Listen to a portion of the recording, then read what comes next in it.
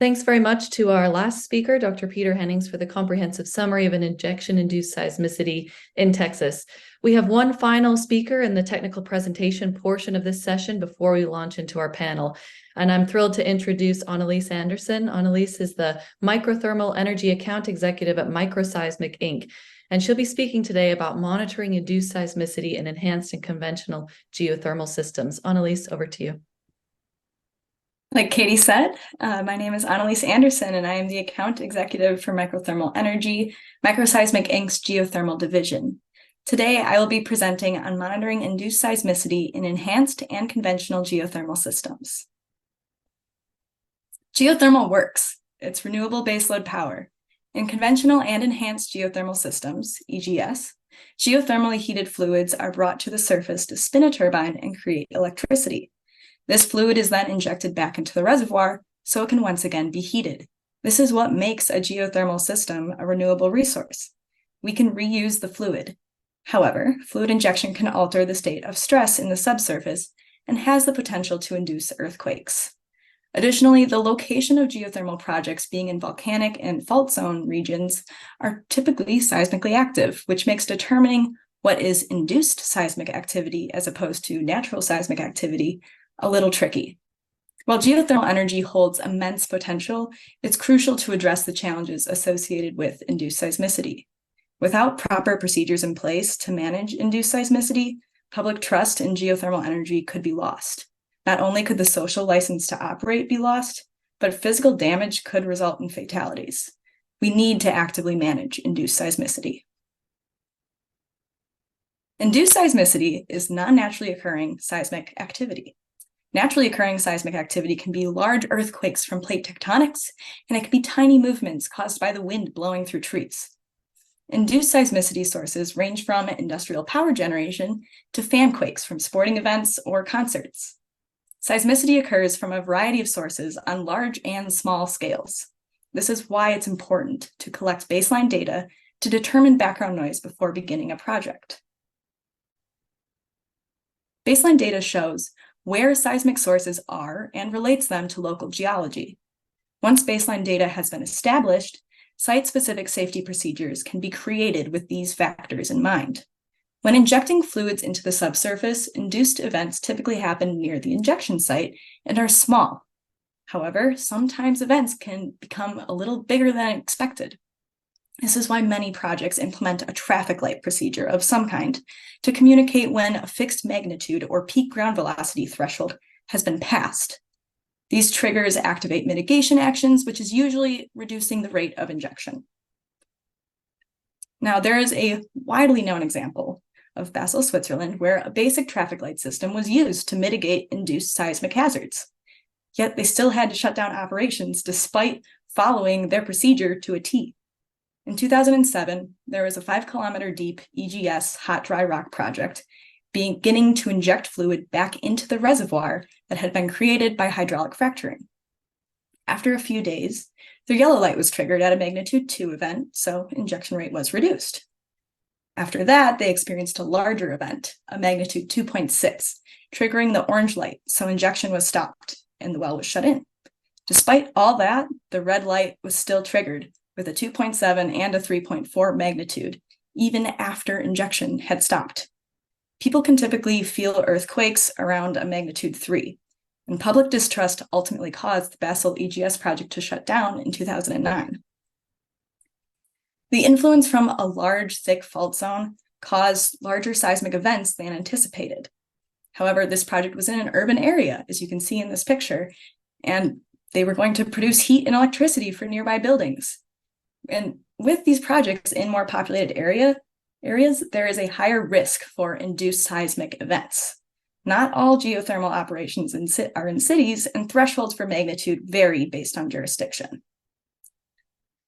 Challenges with managing induced seismicity are not unique to EGS projects. For example, the Geysers geothermal field in California, USA, is the largest geothermal field in the world and has experienced seismic events in and around their reservoir. This is not abnormal because the Geysers reservoir is situated on a 60 to 80 kilometer wide right lateral shear zone associated with the North American Pacific plate boundary. Natural seismic activity can be accelerated with the injection of fluids, so conventional geothermal systems also need to keep a close eye on their seismic data. Seismicity has been very low since the beginning of electricity production in 1960 at geysers, but it's increased in recent years, which could be due to thermoelastic stress changes or from larger volumes of fluid being injected, which increases microseismic activity throughout the reservoir. Operators pay close attention to their geophysics data to identify seismic sources and manage these seismic hazards, keeping their geothermal reservoirs at a steady state and evenly injecting fluids throughout the field. Simply using magnitude thresholds for a traffic light system is not effective at communicating when induced seismicity needs to be managed. Basic traffic light systems do not forecast future reservoir behavior. To effectively mitigate seismic hazards, traffic light systems need to use algorithmic approaches to predict seismic activity, not just react to it. Surveys still need to be done before to get baseline data for developing the traffic light system, but they also need to be adaptive to new information. Traffic light systems must account for the most current seismic data to provide statistical and predictive ways to manage induced seismicity. Traffic light systems can be more effective by accounting for earthquake size ratio, activation feedback, relaxation time, flow rate, and minimum pressure thresholds. These variables should also be considered when creating thresholds for managing induced seismicity. Induced seismic monitoring is a basic safety protocol that only uses a handful of geophones to detect the location and magnitude of seismic events by looking at events greater than 0 magnitude. But there are seismic magnitudes smaller than that, microseismic magnitudes. By monitoring only large events, small precursor events are being missed. Additional geophone stations increase the fold of what fractures can be detected, allowing for further characterization of a reservoir and creation of a discrete fracture network, a DFN. A DFN is a map of fractures within a specific reservoir. When a microseismic event occurs, the sound from the fracturing rock is received by the surface geophones. And based on the time that sound was received at one geophone in relation to others at known distances, the location of the fracture can be determined, as well as which way the fracture occurred. A DFN is created by using microseismic data and moment tensor theory to show geometric properties and focal mechanisms of fractures. What you see here that looks like a bunch of beach balls are focal mechanisms. They're interpretations of acoustic energy emitted by a fracture to show the orientation of said fracture that created the sound. Based on the geometry of these fractures, aperture can also be determined and used to create a final DFN. The single most valuable type of geophysics data for enhanced geothermal systems is microseismic data.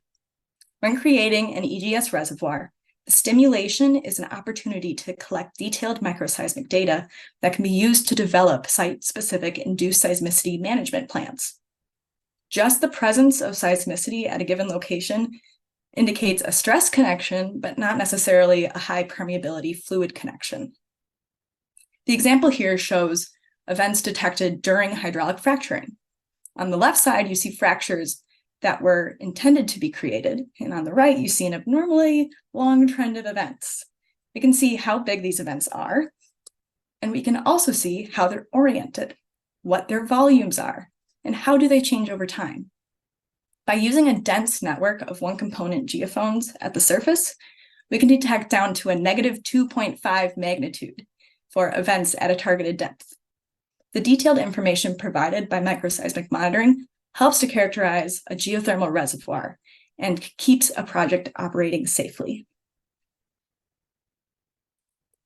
In conclusion, induced seismicity from any fluid injection needs to be monitored closely.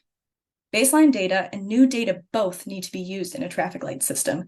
To develop geothermal into the renewable baseload energy source we need, we must utilize predictive monitoring protocols to keep operations as safe as possible. We can develop induced seismicity monitoring traffic light protocols into a robust methodology for managing induced seismicity. This concludes my presentation. Thank you, Project Innerspace, for this opportunity to speak, And again, my name is Analiese Andersen. You can find me and my colleagues at Microseismic Inc. on LinkedIn. Please reach out. Thank you.